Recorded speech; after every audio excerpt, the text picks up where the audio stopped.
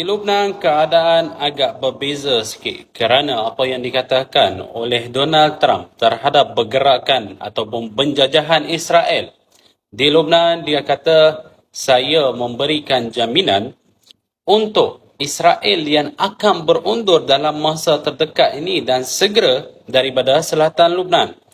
Dan dikatakan oleh Netanyahu, kami telah bersetujui untuk melakukan genjatan senjata dengan kerajaan Lubnan, tetapi apa yang dah berlaku ini, Hizbullah tidak ikutkan fasa-fasa ataupun perjanjian-perjanjian genjatan senjata.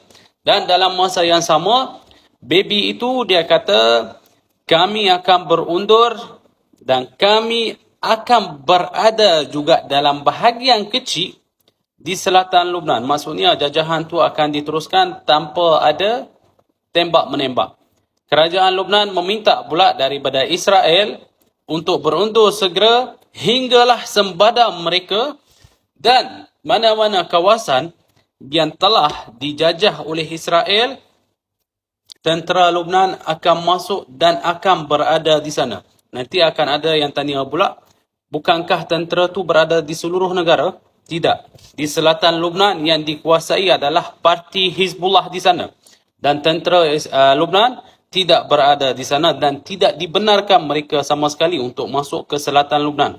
Kerana kawasan itu adalah kawasan Hizbullah dan dikuasai oleh mereka.